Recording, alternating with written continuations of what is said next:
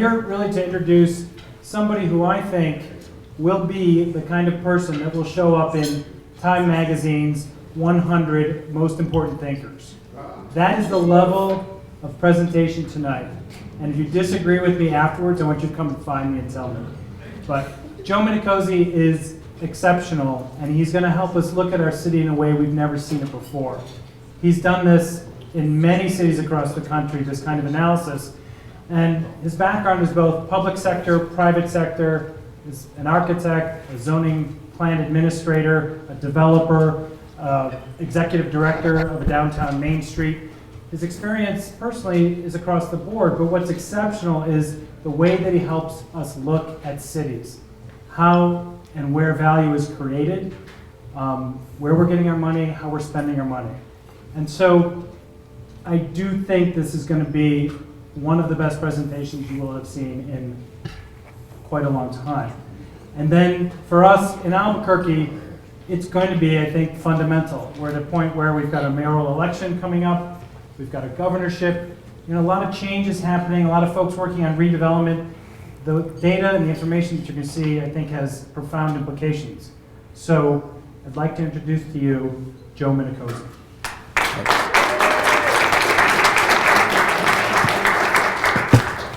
Well, I was hoping for a little bit more modest of an opening there. Now I have to live up to that. Well, we're here as part of a team to look at the transit corridor, the bus rapid transit system. But the way that we look at information is slightly different. We're looking at your entire community and asking different questions. So we're gonna take a huge step out. We're gonna look at a lot of different stuff. But ultimately, what I'm doing is telling you a story about how your community works. With that, I want to put our lessons up front. We tend to see cities as a form of DNA. Albuquerque started in a path and it's moving into a direction. What will Albuquerque be when it grows up? Another way of looking at it is look at how I started my life when I had hair and what my trajectory is. So I'll be Papa whether I like it or not. Or more importantly, I'm going to be this guy. So I've got, again, when I had hair, I've got two genetic issues. I'm genetically Italian, can't change that. I like to eat a lot of food, a lot of bad food for me, but I also have a genetic predisposition to heart disease. So my dad has had a 7-bypass heart surgery. Every Minicozzi male in my family has had that condition. Now I can choose to ignore it and just live life to the fullest until I have my heart surgery, or I can exercise, eat right, I can not eat bacon every day, maybe have a salad here and there, right? So who's your DNA? What are you going to be when you grow up? What's your path of how are you growing? Who are you looking at, both positive and negative, to see what's your model? And this is something that's planning, in essence. That's what you're doing, is you're planning your life, but you can also plan a community that way. So not only look for good examples, but look for bad examples. Who's a city that's doing something that you don't like? What are their failures? So it's kind of funny. I was actually validated by this guy. He's one of your own. He's at the Santa Fe Institute. He's out a little bit further, but he also works at the Los Alamos lab. And he talks about the physics of how cities grow and actually having predictive analysis of when you collapse. It will happen, but when and how can you avoid it? How has Manhattan stayed alive and places like my hometown in upstate New York has collapsed and dead? I can't go back home. So there are things you can learn from other places. And for those of you who've seen me do this test before, I don't know if y'all ever saw me do this test, no shouting out the answers, but I'm going to give you a quick little test of how people look at information. I'm going to ask you, I know it's late at night, some of you had some drinks, but it's a kid's puzzle. I want to ask you how many shapes you see in this kid's puzzle. I'll give you 5 seconds, it's really easy. Just tell me how many shapes you see. Ready, go.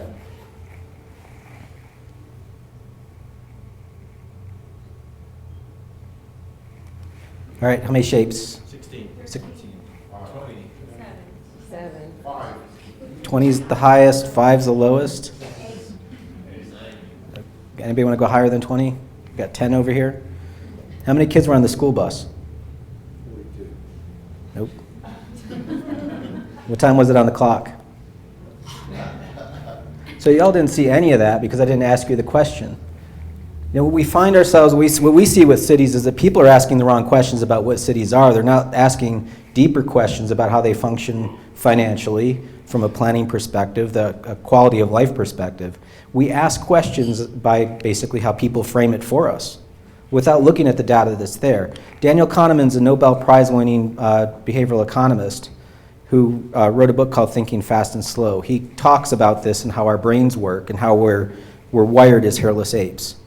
So I programmed your responses by the question I gave you. As you look at how you converse about your city, think about the questions you're asking and ask yourself whether you're really getting into the data of what you need to see. So that's all our lessons up front. What you're about to see is we're just asking different questions. All of this data is hiding in plain sight. So who's been to Asheville? Anyone? Okay, that's cool. Asheville's up in the mountains, beautiful setting, Blue Ridge Parkway, Smoky Mountains, it's all around there. Bluegrass music, beer. We're 90,000 people, we have 40 breweries. 40. And like any quirky little mountain town, we have men dressed as nuns on tall bikes that eat fire. It's your typical little place, right? Well, Asheville didn't start that way. This is how it started back in the 1800s. 15 years after this picture was taken, this is what became of Asheville. All of those buildings got torn down and replaced by all of this. We like to say the 3 T's made Asheville: trains, tourism, and tuberculosis. That once the train lines came, it brought a flood of tourists up. Asheville exploded. We had the second streetcar line in the entire country. Presidents came to visit. Presidents still visit. We had Obama 3 times. And in the 1920s, we were growing at 20% in population every year of that decade. This was the tallest building in North Carolina in 1925. We were the second largest city. So we were bigger than Charlotte, Raleigh. The only city that was bigger than us was Winston-Salem. We achieved the highest debt per capita of the entire United States in that process. We were number 1 in debt, right? When the Depression hit, we thought we had $5 million in the bank. It turned out we had $18,000 in the bank, little clerical error there. Our entire city council was indicted and the mayor committed suicide. That's how we entered the Depression. We call that leadership back in Asheville, but that's how that happened, right? So Thomas Wolfe is a famous American author, wrote the book Look Homeward Angel. This is what he had to say about his hometown, and he put this in a book. Asheville has squandered fabulous sums. They've flung away the earnings of a lifetime. They've mortgaged those of a generation to come. They have ruined a city, and in doing so, they've ruined themselves, their children, and their children's children. That's a heck of a thing to say about your hometown, right? Now, I don't know if y'all have ever lived in the South, but generally, they don't like saying this stuff out loud. It's a little uncivil. So he's kind of threatened. His parents were told to never let him set foot in town again. So his second book was called You Can't Go Home Again, for obvious reasons. That's where that term comes from. So in a way, he was right. This would damage our community for multiple generations. In 1976, we chose to pay off that debt. Most American cities took the New Deal program where the federal government absolved their debts and wiped the books clean. We're conservative mountain people. We said we took the money out, we're going to pay it back. It took us until 1976. This is the newspaper, the day that they burned the last bond. So we get these 3 guys. Here's Miss Asheville with her tiara. They teleprompter in Billy Graham. When Billy shows up, it's a big deal. But check this out. It's the 3rd headline in the paper behind abortions and somebody dying in a prison fire. And this isn't even our county. That's 2 counties over. Like, we couldn't even be proud of this event of getting out of this debt. But when we got out of debt, we started following what other cities did unconsciously without asking the right questions. So we started investing in highways. We cut a highway through the north side of downtown, which became the Crosstown Expressway. And the coup de grace was when we blew the mountain open. And this is called the Bowcatcher Cut. This is Bowcatcher Mountain.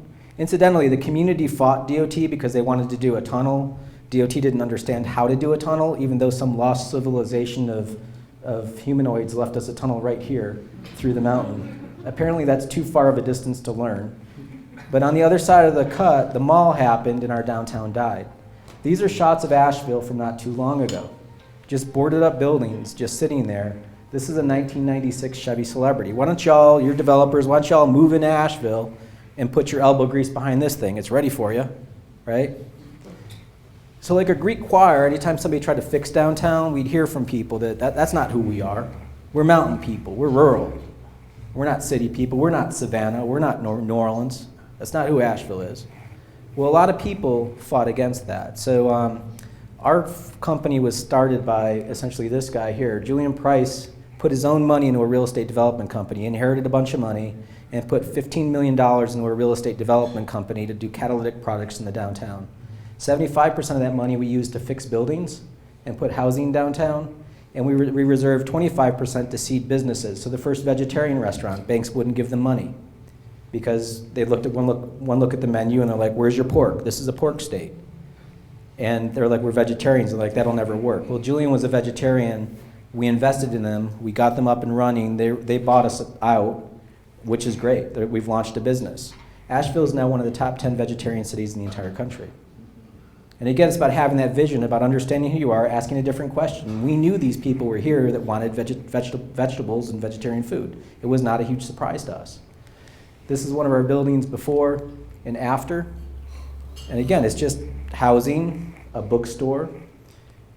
And Julian also had, he's passed away, but he also had an activist bent in him about how do you change the psyche of these children's children? How do you explain to them what a city is? And he had his own newspaper. This is what Asheville looked like back in the day. I mean, look, it's just bricked up building right here. And this is a quote from Arthur Frommer that he uses. Among cities with no particular recreation appeal, those that have preserved their past continue to enjoy tourism. Those that haven't receive almost no tourism at all. Tourism simply doesn't go to a city that's lost its soul. Right? That's from Arthur Frommer.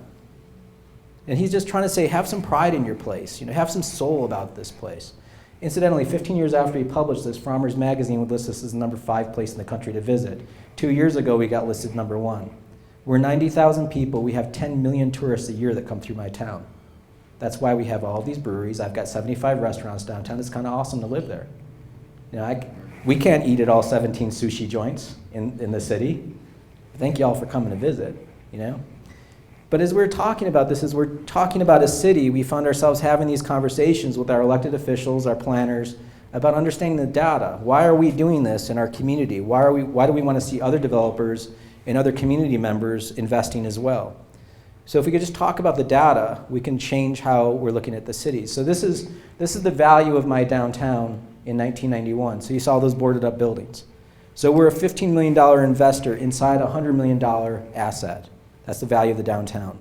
Just by fixing up buildings that were already there, just by activating the upper stories, the taxable value went from 100 million to 500 million. That's a huge jump in taxable value off an asset that's already there. Just fix it. Now, to show you that it's not all love and roses in Asheville, this is one of my favorite campaign ads from this guy, Chris Peterson. Chris is a hoot, by the way. But here he is complaining about parking garages, streetscape projects, $26 million. What a waste of taxpayer dollars. I mean, look at this guy, he's crying. He's got a big ball chained to his ankle. Downtown development for bureaucrats instead of water, sewer, streets for our citizens. That guy's crying too. You know, so Chris has a point. $26 million is a lot of money. Anybody have $26 million in your pocket? Of course not. But let's do some math here. If you invest $26 million on a $100 million asset, and that asset grows to $500 million, is investing 26 and seeing $400 million return in the community, is that a good return on investment? Yeah. Why do we listen to Chris? You know, every community I go to, they've got their Chris's out there that have a point, they should be listened to, but also if you just did the math, you'd see the answer there. It's not hard. But really what we're doing is we're neglecting what cities are. We're not talking about what cities are as an economic model. We live in these things, yes, but it's got to function. If we're a $15 million developer, we're sitting inside this much larger real estate entity that we're all a shareholder in. So my city is a finite boundary of land that has to be managed. It's like a farm, right? Your county can't annex the next county over. That's all fixed assets, right? So when we read, this is out of Oxford Dictionary right here, incorporate, to constitute a company, a city, or other organization as a legal corporation. Like it or not, your city is a legal corporation. You have a charter, you have a board of directors, and you elect a CEO. That's how that functions, right? What's your city worth? Do y'all know? Like y'all are shareholders in it. Well, you know because I told you earlier. That's not fair. My city's worth $12.8 billion in taxable value. So my mayor is 6 times the value of Ted Turner. Do you think Ted Turner is not going to look at the statistics on his TV ads or what's going on with CNN and make decisions based off that, what works and what doesn't? You know, I don't mean to be so cold about it, but if you understand what the economics are, you can see some things. So let's talk about land as a product. So buildings are crops in this farm that you all own called Albuquerque, right? Or Asheville. This is one of our other buildings that we rehabbed. We took it from this state of $300,000 of taxable value The city did, this is the streetscape project that Chris got pissed off about. So we got a garbage can, a bike rack, 2 benches, and a street tree. Thank you, city. Right? We didn't pay for that. We didn't pay for any of that stuff. So he's right. It is a subsidy to our property. So we got about $30,000 worth of stuff in front of our front door that we didn't pay for. Well, we took it from $300,000 of value to $11 million of value. So what ends up happening there is the taxes just went up 3,500%. That's the money you get in the community. 3,500% more taxes off our asset, right? Do y'all have a 401k plan that grows by 3,500%? Wouldn't that be kind of cool? So this is our community's wealth. Like, go out and do things with that. Go out and help with affordable housing, sponsor an art program, build a greenway. We don't care. Harvest more wealth and utilize it to grow more wealth in the community and help people. And people are like, well, Joe, that's cool. That's $11 million.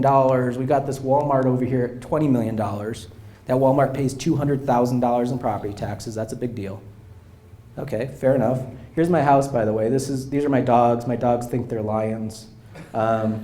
We do that to freak our neighbors out. It's kind of fun. But we're on a tenth of an acre, and we pay $2,000 in taxes. So if a 1 acre cookie cutter fell from space and hit my neighborhood, it's going to grab 10 houses, or about $20,000 an acre in taxes, right? If you take that 1 acre cookie cutter, fly it in space, go over to the Walmart, divide it by the 34 acres of my corporation that it's consuming, its tax yield per acre is this. You can also move up here. Come on up. Come on. Seriously, there's plenty of seats here. I'm kind of standing on the spot for the video, so. If you had an acre of our building downtown, this is what you get. So I was presenting this in Colorado. I was like, look, I need to make it really easy for you people in Colorado. If you had an acre of land to grow something in Colorado, what would you do? And they got the joke. So, all right, yes, Joe, I get it. Walmart doesn't produce a lot of property taxes, but we're doing it for the retail taxes. That's what we're doing. It's just a piece of junk throwaway building. We want the retail taxes. All right, true. We can run those numbers. So the city, this isn't the sales that you get. You get a portion of that, or about $47,000 an acre in retail taxes. Add your property taxes, so now your total take on that Walmart is $51,000 an acre. This is just our property taxes. We've got retail. Let's throw those numbers in. Now you're cooking with gas. Jobs per acre. We got jobs in our building. So when you put the numbers side by side and you're just agnostic about it and just say apples to apples, what's producing for us? We even have residential per acre at 90 units an acre versus their 0. What's better for us? There's a reason why we've been building cities for tens of thousands of years in a certain pattern. It makes economic sense for us. You have to look at the whole arc of human civilization to understand what works and what doesn't, and get past this way that we talk about cities. So some people will say to me like, Joe, what's your problem, man? Why do you hate Walmart? Like, what's your problem? And I tell people, I'm like, you're totally missing the point if that's what you're taking away from this presentation. I actually presented at the International Association of Tax Assessing Officers. Any assessors in the room? Anybody ever hang out with an assessor? Imagine 2,000 of them at a conference. It makes a planning conference look like Burning Man by comparison. It's unbelievably square. And so I'm there at 8 in the morning. This guy's presenting. This is the head of property tax for Walmart. And he's up there doing the PowerPoint on how cheap his buildings are. Spreadsheet after spreadsheet, like, our buildings are so cheap. And he's showing all of these spreadsheets. I'm in the back of the room drinking my coffee going, oh my God, this is awesome. He's getting all of his property tax bills lowered in one meeting. Assessors are agnostic. If you're telling me you're building a pile of junk, they're like, well, thanks for the research. And they all go back and discount the value of the buildings because they are pieces of junk building. Put real simply, when you tax on value, there's a perverse incentive to build junk in your community, period. And they figured that out. So I tell people, don't hate Walmart.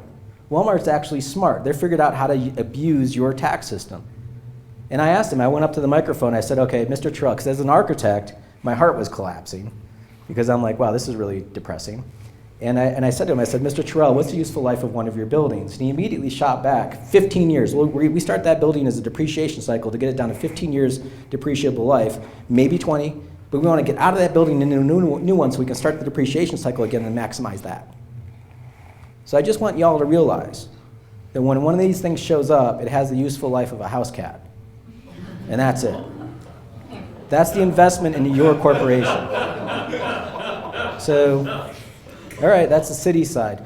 Cities sit inside counties. We actually have I don't know if y'all pay attention to what's going on in North Carolina these days. It's very exciting. Not so much, actually. But we're in this war going on in North Carolina politically.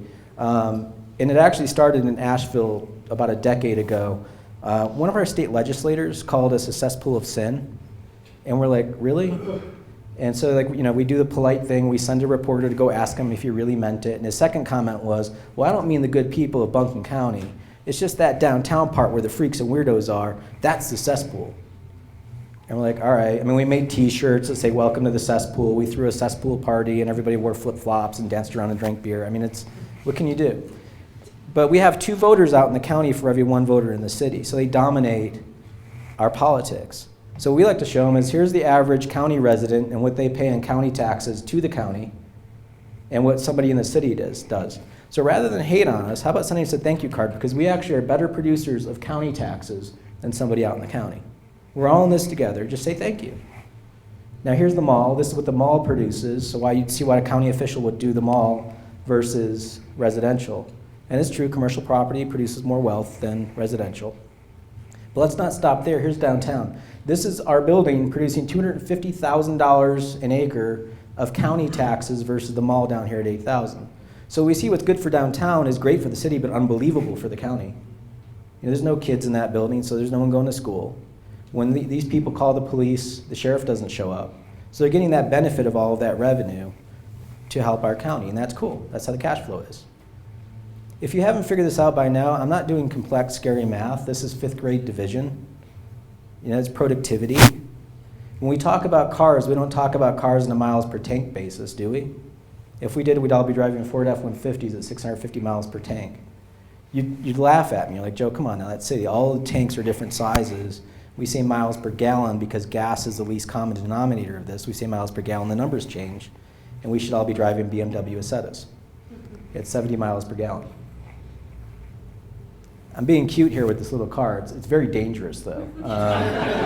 If you have a head on, you're pretty much stuck in there. But I'm trying to drive home the point about how to look at data and how to make comparables, apples to apples, productivity.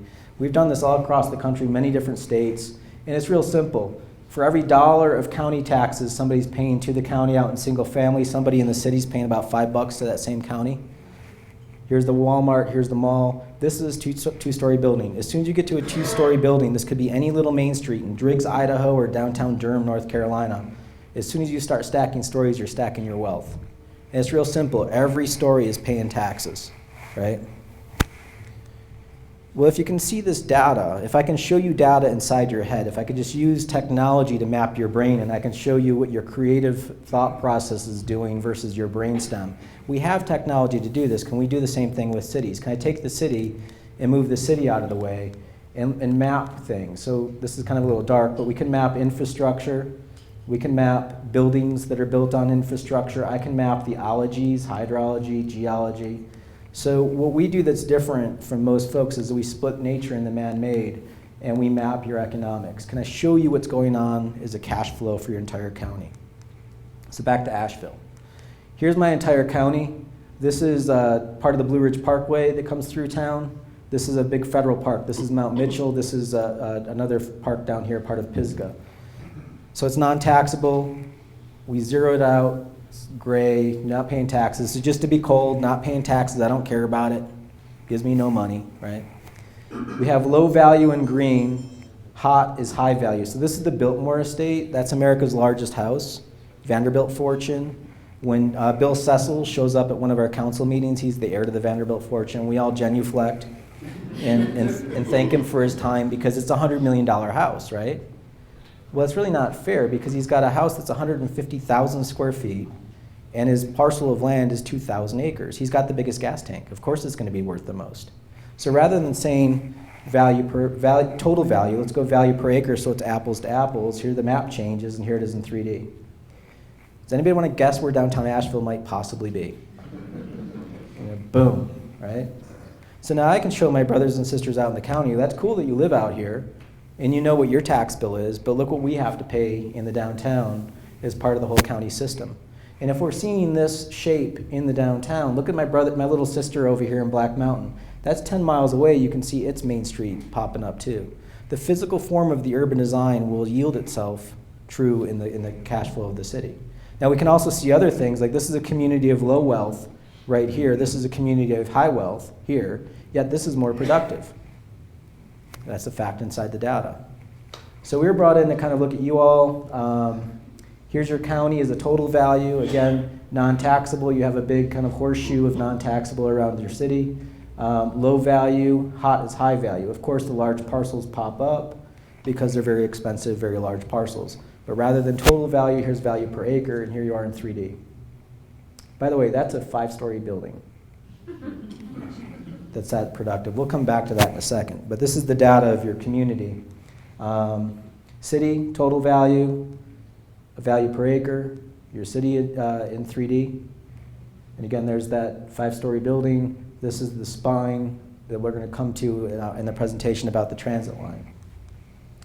So your county is an exceptionally large area of non-taxable, which you all probably know about. It's 57% non-taxable. So that puts more of a burden on the taxable property to handle the whole corporation. So just be aware of that. That's a large number, which means you value your open space, which is good.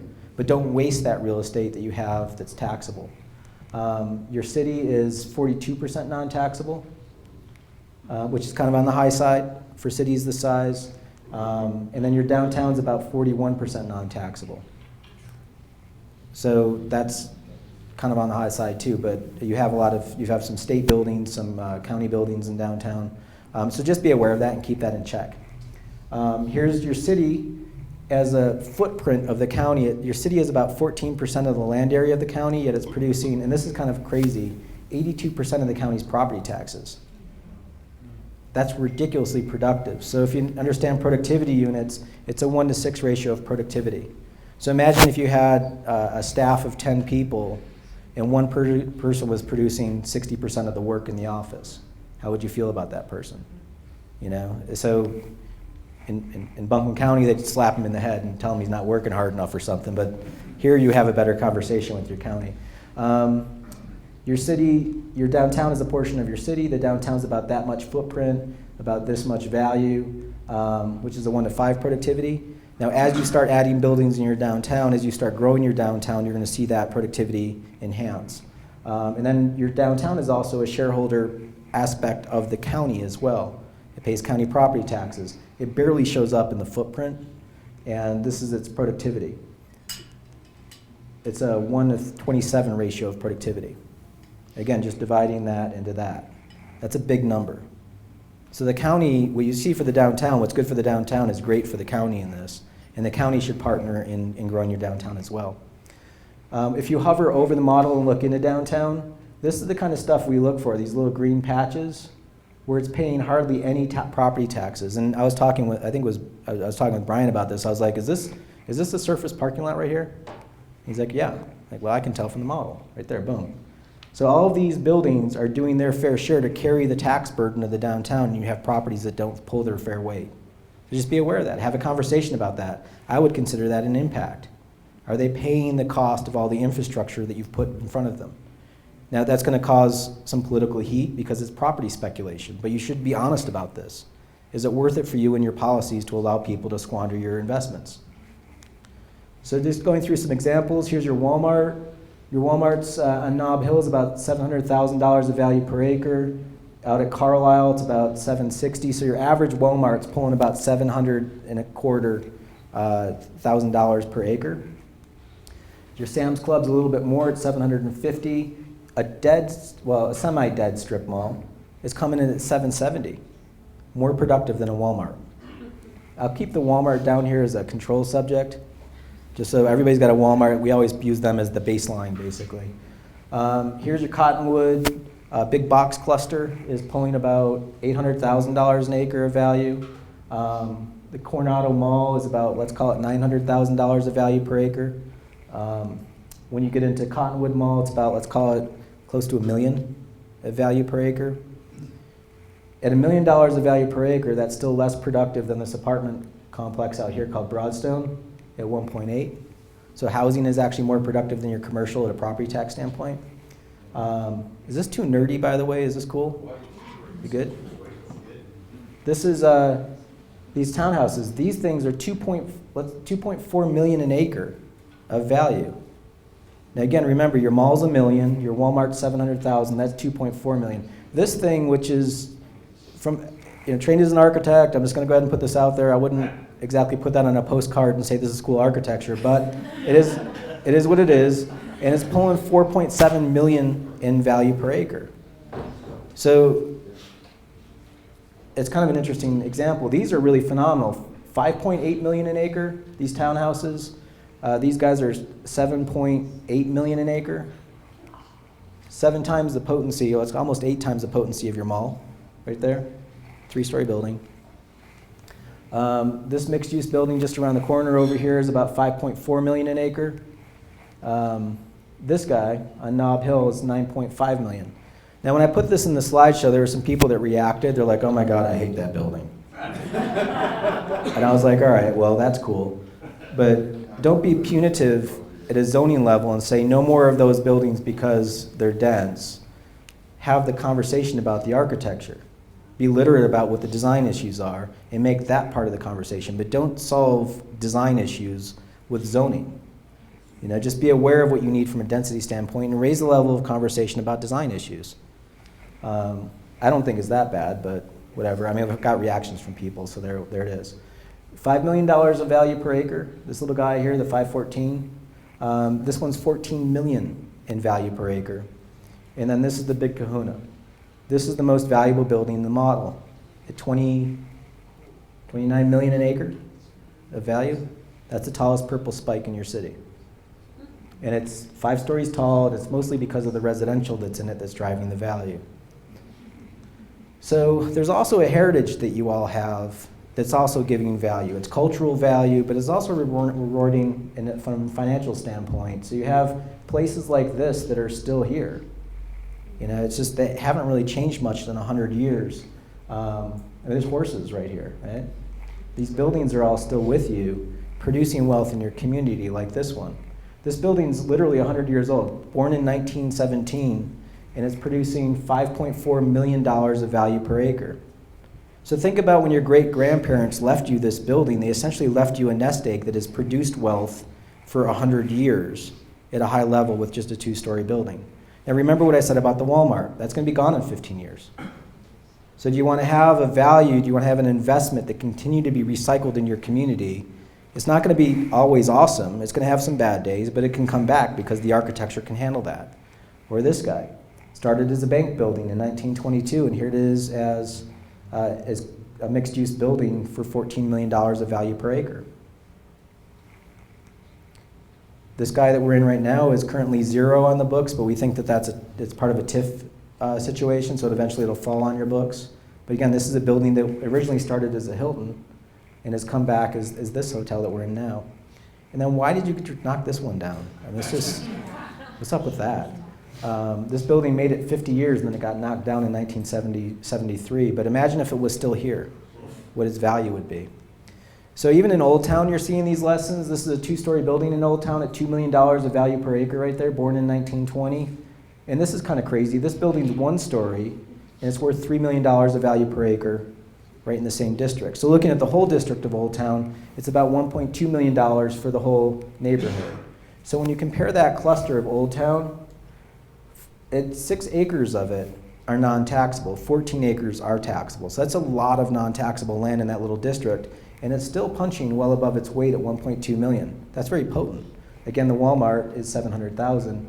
Here's your downtown at about 2.3 million an acre, with 38% of that is non-taxable, and it's still that high value of productivity. And then you look at another mixed-use environment. So here's the Cottonwood area, and there's residential in here, there's commercial, there's the mix of uses, but it's done in a suburban pattern. So what ends up happening is that value depreciates down to 900,000. Even though it has $900,000 an acre, 1.2 million, 2.3, even though this has more taxable acres in it, it is less productive. So I won't go through this whole ski slope, it's a bar chart, but this is your county's property tax yield of goes to the county and county taxes. This is the average county single-family house produces about $1,200 in county taxes, while y'all in the city are producing double that at about $2,400 in county taxes per acre. So have conversations with your county about what's happening with their investments and how it returns back to your city. Here's your Walmarts right in between the single family. This is multifamily over here at about $2,500, and these are the townhouses at $10,000 and $16,000 for the LSO drive townhouses. So $17,000 an acre of county tax production versus single family down here at $1,200. So we have a bias about how we think we live. That, okay, if you're in higher density, you're not producing, you're taking more services. Show me the data. Because I can show you that they're actually producing more wealth with the higher density. So let's see the information about that. Here's where you get into mixed use buildings. This is the Nob Hill mixed use. And then here's the 100 Gold at $83,000 of county taxes per acre coming out of that building. That's to the county. So 2.9 acres of the 514 building would equal the 19-acre Walmart. 1.9 acres, less than 2 acres of that would equal the 20-acre that. 6 acres of the Copper Street Lofts would equal the 77-acre Cottonwood Mall. How you use your property can reward you. Just run the numbers on it. If you took 27 acres, if you made 27 acres of Nob Hill, that would equal the whole 305-acre Cottonwood Mall cluster. If you had 18 acres of this guy, it would equal the 305-acre mall area. So just run the numbers on this stuff. Even if you provide a subsidy, is it producing more wealth into the future, and are you measuring it? So retail sales, we've had a little bit of a discussion with your state treasurer's office. It's kind of difficult to get your retail transactions, which is kind of mind-blowing because it's almost like 50, 60% of your city's budget or something like that. It's a lot. And we're still working with your state to try to get it, but we'll show you. Here's Colorado. These are all the different states across the country. Red is property tax. So here's Colorado. At a local level, when I say local, I'm saying city and county combined. Y'all are over here. So you actually take in more property tax or retail tax in green than Colorado does. Colorado gets more of its money off property tax. And I'm just going to say this right now. Running your communities off retail tax is not a good thing. You generally don't want to be hanging out down here next to Oklahoma, Louisiana, and Alabama. So you might want to talk with your state officials. The good thing about your state is you actually have a good conduit connection. The city has a lot of power at the state level. So at least you might want to talk about that. Think about when a recession happens. When a recession happens, the first things people do is they stop spending money. They stop buying things, right? You don't move out of your house. But what happens at your city level is all of a sudden you've lost a big chunk of your budget. Or when you have things like the internet and you don't tax the internet sales, you lose that money. You're essentially driving your city broke through a policy that's just, why bother? It could be over here at where Maine and New Hampshire is, where it's almost monolithically property tax. Just think this stuff through. But even with property tax and retail tax, we got it in Colorado. Here's Durango. Here's downtown in property tax. Here's South Durango, where the mall, the Walmart, Home Depot is. Here's the retail tax production. The data doesn't lie, and that's it. Downtown is killing it. And not only is it heads and shoulders above the monolithically commercial environment of South Durango, it's like leaps and bounds above that. This is the total production of property tax plus retail tax. Here's jobs. We can map all of this stuff.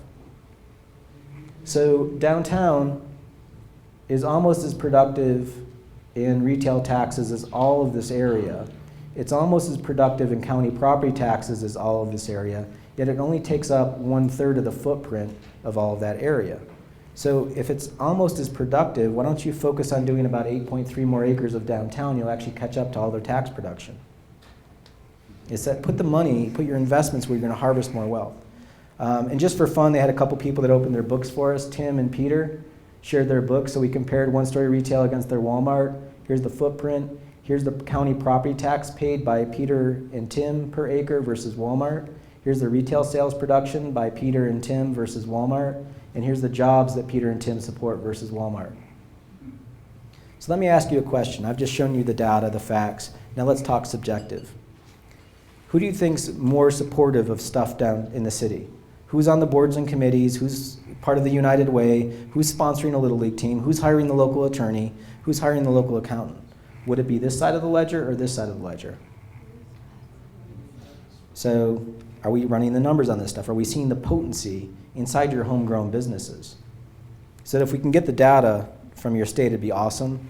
So the bus corridor is, running along Central Avenue. We focused on the spine right here. There's a design team back at, does everybody know where this charrette's going down? What's the name of the office? The design group. The design group. Vassar and Silver. Yeah, Vassar, at the intersection of Vassar and Silver. There's a design team working there all week. They're all out at different neighborhoods tonight, but they're essentially designing how this path could grow up and how do you design buildings to fit in and around the train stations, or bus stations. So wiping out downtown for a second, this is the corridor. Here's the Nob Hill mixed-use building right there. And again, let's make that drop out. So we had your data. We show this is what you look like in 2005, and here you are in 2017. So let's put it side by side. So here's 2005. Here's how you grew in the last 10 years. You've grown your wealth. So let's kind of make it monochromatic. So here's 2005. Here's 2015. And you can see the wealth that you've grown past the blue stuff for the most part. So we can measure that. We're going to measure it. And as the designers do interventions along that corridor, we're going to do a future valuation to show the new wealth that you're going to be harvesting in your community. So it's all about putting your inputs in now of how do you want to see your community grow? What kind of values do you want to see? Now, just looking at the corridor, there's about 400 acres of vacant land. That's the easy stuff. There's nothing there. It's essentially paying very little taxes to you, and it's an opportunity for redevelopment. That's the easy stuff, low-hanging fruit. You also have properties where the dirt is actually more valuable than the building on top of it, which is essentially a throwaway building. So that's a redevelopment opportunity. And this is going to be a little controversial to put this out there, but as we were talking about it, we're like, well, these are all your one-story buildings. That's a lot of real estate of one-story buildings in a city that's trying to grow up. Cities have to grow on themselves. So now you all have a value choice. Because as you know, there's the good, the bad, and the ugly. You have good one-story buildings. That the Frontier is pulling $5.4 million of value per acre in its property value, which is insane. Lord knows what their sales taxes are. I mean, it's probably killing it. But Artichoke at $2.4 million. And even rehabbing this old building into the Einsteins, they did a sensitive job to just fix a building up. That's pretty good, at about $1 million. Then you have these things that aren't doing so well. You know, did you really need to waste all of that real estate for a Dunkin' Donuts? If you love the Dunkin' Donuts, great, put them in another building, but put other stuff around it. When you allow somebody to do all this extra parking that they don't need, you're essentially allowing them to cut their tax bill down because it's low improvement. So when you look at all that real estate, that's a lot of real estate under one-story buildings right there. So let's recap. Here's the total boundary area, 4,000 acres. This is the vacant land. Here's the land value exceeding building value. This is the stuff you don't want to touch. This is open space, parks, museums, libraries, whatever, two-story buildings, three-story buildings, stuff that's really difficult. That's not a whole big footprint. These are all the one-story buildings. So you probably have close to 2,000 acres of land that's opportunity for you to harvest new wealth right now. So you can talk about it like a bus. That's cool. The bus is going to go up and down this stuff. But if you put people on that system, if you put buildings there, you can harvest more opportunity and growth. For the historic preservation nerds in the audience, I don't know if y'all are here with us, but there's a policy that you can do to save some of these buildings, because oftentimes what happens is a property owner owns a really cool building, and you all can identify it, but the zoning is actually bigger than what the building is. So there's no financial incentive for them to keep the building. But you can do this thing called transference of zoning, where you measure the envelope, subtract the building, and then sell off the extra zoning capacity to a site that actually could afford that extra unit or two. But you all have to pass a policy to make that happen. But this is a way to stimulate historic preservation. And it's kind of cut to near the end here.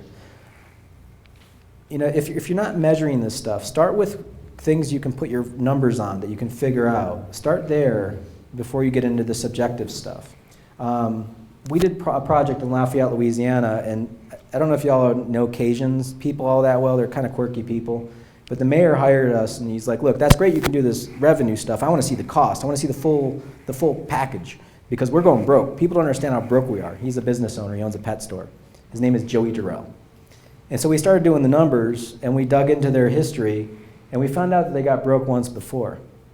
So in 1994, this is the cover of the finance document for the county. Do you think the finance officer was sending a message to the elected officials about what's going on? So here's a tsunami about to hit the Lafayette Parish government, and the shark's going to eat it. What do y'all think the elected officials did when faced with this choice? Kick that can down the road. Undeterred, the finance officer did this the next year. Hey, have I mentioned how screwed we are? Right? So the third year, they did a joint city-county government. So, of course, the city residents are also county residents. They don't want to see the county go broke. They can't. They're part of that corporation, right? So they merged services to try to cut costs, which is cool, but they didn't change anything about their behavior of growth, right? So I asked them, I'm like, how did you change your behavior? You just got this cardiogram that shows all this massive cholesterol count. Why are you still eating hamburgers, right? So here's their revenue model. This is their downtown. This is some new urbanism right here. And they generally spread west and south. Measuring things like pavement. You all own roads. As a developer, when I build a community, when I go out into the suburbs that y'all have, when I build those, I donate the roads to you. You get free infrastructure, right? You don't get free infrastructure. You get a liability to your grandkids because that road has to be replaced 40 years from now. So we're like, well, you got a lot of roads. Here they all are. We can measure those. They own 6.5 square miles of road. That will span from Long Island to Manhattan to New Jersey, fill all of New York Harbor. Or it's about 12 times the size of the French Quarter. You're like, that's yours now. You get to rebuild that every 40 years. Good luck with that.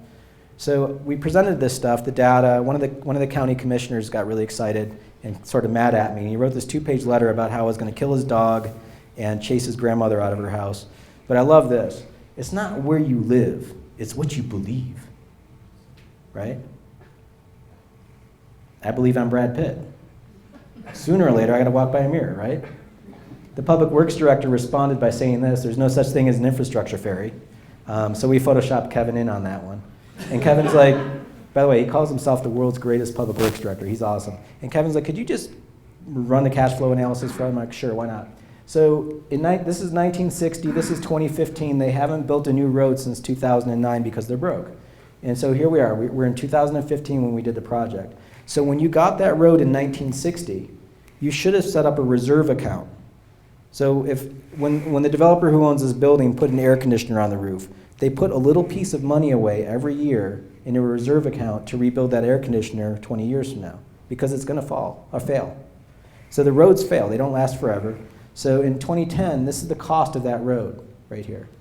That's what you should have set aside every single year since 1960. But the problem is you took on more roads in 1961, 1962. Every year thereafter, you took on all of these roads, and your reserve account should have gotten deeper. Blue is your revenue to pay for all of your roads. Does it look a little scary to you? Let's play this out. So we asked them, we're like, okay, so if you're already having a heart attack and an aneurysm and a stroke, and your leg just fell off, are you going to try to figure out why that happened? This is your revenue, this is your liability. Or let me make it easier. This is your revenue, that's your liability. So in addition to the fact that your liability is 18 times your revenue, here's the scary part.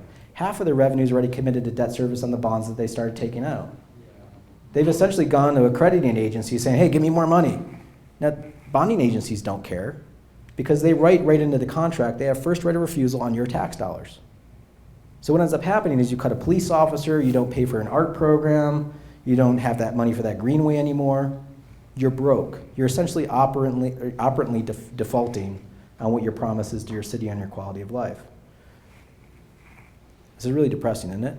But what's kind of awesome is they at least had the wherewithal to say, let's start asking why we're going broke. This is their model, side view of the city with all the sunk costs into the city, what it costs for you to live out here and what you're paying me in taxes. So in the green, I've got my revenue. In the red, I got my costs. We net one against the other. What's in the black, what's in the red? Here's the whole county in 3D. We can see how it's bleeding their money all over the place. Drop this thing on the floor, this is how it pops up. And they told me, they're like, well, Joe, people really want to live out here. I'm like, well, hell yeah, you're paying them to move out there. That's what you're costing to move out there. So that's cool if you can afford it. If you've got enough stuff to pay for it, just make sure you do. But right now you're going broke. You might want to do more of this green stuff. Just be aware of that, run the numbers. So it's kind of scary to see how cities grow and no one really looks at this stuff. So 1950, they had 34,000 people, 5 feet of pipe per person, 2.4 fire hydrants. They grew their population to 121,000 people to today. They've grown their feet of pipe per person to this. Their fire hydrants per 1,000 to this. A 350% growth in population, 1,000 and 2,000% growth in liability. And they told me, like, Joe, look, we got gas money out of the Gulf. We got rich in the 1960s. All right, well, we can measure that too. Here's your household income back then, and here's your household income now. You've grown your wealth 160%. So you've effectively grown your wealth 160%. You've grown your liability 1,000 and 2,000%. This is like me getting a $1,000 a year raise and convincing my wife into building a 65,000 square foot addition on my house. It doesn't make any financial sense. But the thing is, we don't feel that pain for 30 or 40 years out when the pipes and the roads fail. Are you guys looking at models like this? Are you looking at places like South Bend, Indiana, and looking at what they're doing with their pipes? So here's their population growth. They apexed in 1963. That was their best year ever. And then they lost their two major employers, Packard and Studebaker, to Detroit. Are you guys feeling any pain with Intel leaving yet? Or downscaling? You know? No? Not yet. Not yet. So their population dropped, they kind of stabilized, right? Because they still have Notre Dame there, they still have some other employers. Here's their pipes since they started building their community in the 1800s. I'm going to drop a boundary when their population stops.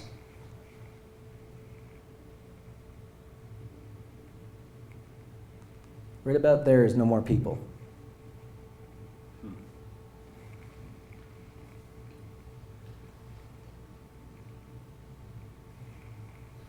Does it make any economic sense to anybody? You know, I showed it to them. I mean, they were freaked out, and I was like, good luck with that. You know, and they were like, well, developers are building out there. People want to live out there. I was like, well, yeah, but you're not running the numbers on what the liability is, and on top of that, you're draining from the supply in here. So indexed against their population growth, this is their pipe growth. I said, were you guys like dying of thirst in 1930 that you needed that much more pipe? Like, what's up? You'll stretch your pipes from South Bend, Indiana to about a block away from my office. That's how much you own. Good luck with rebuilding that. Lafayette, Louisiana has 45% of their pipes in clay tile that need to be replaced. They've been deferring that maintenance for over 40 years. It's going to collapse sooner or later. So we have this American habit of wishing for a community without running the numbers on the debt. So we were looking at the vacant land in here or in the city, and we also looked at the county, but I'll just say right now, we kind of got distracted by Rio Rancho.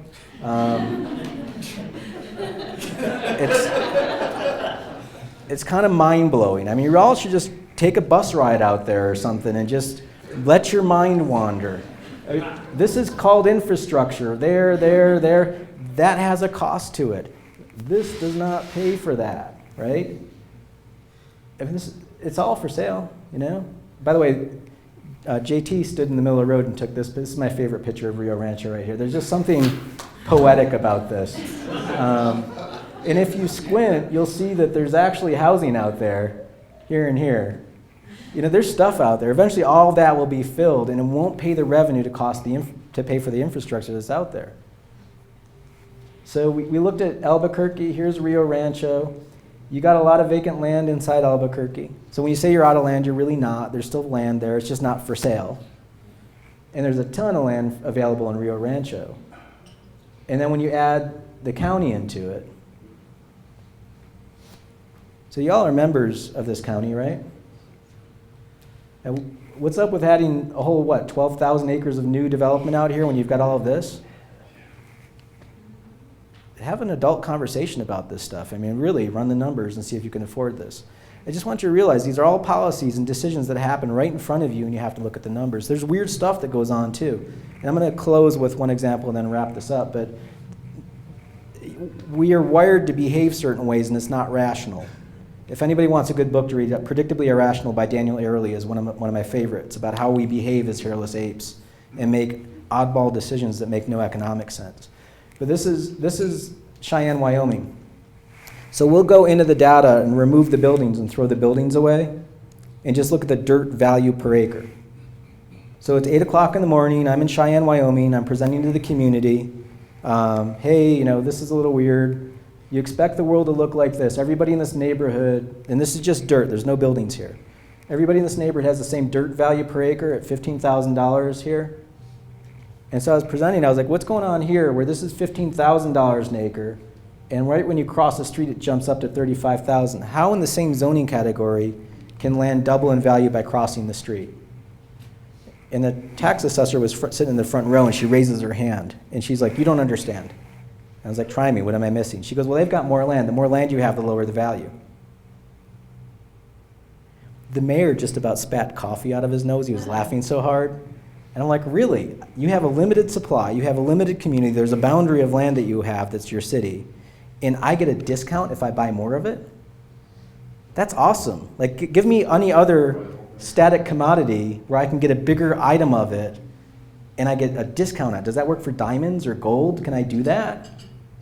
And she's like, well, that's our standard. And I said, okay, I've got 3/4 of a mile of street frontage here, 3/4 of a mile of street frontage here, another half mile and half mile. I've got 3 miles of road around that property. This fellow's got 200 feet. She's like, yeah, we don't count infrastructure as the assessment. Okay. I got a bigger site. I'm sure the planning director will agree I can put more stuff there. More stuff means more trips, more car accidents, more fire calls, more theft, more police calls. She goes, yeah, we don't count any of that in the assessment. It's our standard. The more land you have, the lower the value. So that's the reason why I was at that assessors conference, was to ask them, like, where did you get this standard? Did Moses deliver it to you? Incidentally, their magazine, seriously, the world is a really entertaining place if you take the time to kind of wander around. I'm presenting this to them. Their magazine is called Fair and Equitable. And these people are really serious about it. I'm like, how is this fair or equitable to get more of your resources and pay less for it? And they're like, it's not. I'm like, where'd this standard come from? They're like, we don't know. You should talk to Larry Clark. And so I go in the hallway and track this guy Larry Clark down, and I show him this. And he's like, yeah, that doesn't make any sense whatsoever. And I'm like, it's not fair or equitable. He's like, no, it's not. I'm like, where'd it come from? He's like, probably 1700s. Has to do with agrarian policies or something like that, but now in the application of modern society, you're probably right. We probably need to change that. And I was like, really? It's that easy? You just talk to Larry Clark? He's like, well, it'll take some time, but yeah, we should change that. This is a real estate industry operating at your cash flow. It's happening to your government today. We look at your data, we see the same thing. This is your dirt value. We see it's kind of all over the place. Look at this person out here. What's up with that? So here's it in 2D. So now you can really see, like, what's up with that one there, where everything else around it is pale and that one triples in value, or how would you like to be this guy right there? So they're running a calculus. They're running a mathematical formula through an Excel spreadsheet and hoping that it works out. Well, this is an incredible software you could use to see where all your anomalies are. You've got the software, you've got the data, this is your stuff. So somebody's running around with a pricing gun, pricing all of your real estate with these standards that make no economic sense for you all.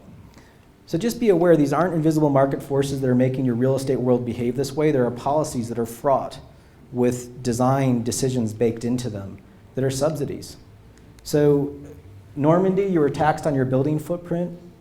For 100 years, people started projecting out over the street to get a subsidy. In England, you were taxed on your windows for 100 years. People figured it out and started boarding up their windows to avoid taxes. In France, you were taxed below your roof line. So anything below your roof line was the building, anything above was considered the roof, so people started sticking stories up because it was free real estate. As you drive around your community, this community is not some invisible hand. It's all of your policies, and some of them hurt. Put the gun down. Figure out what works for you financially. Add value to your community. So realize that your city is worth $35 billion. You're worth more than all the professional sports teams in Colorado. Your county is about 39 Denver Broncos in value.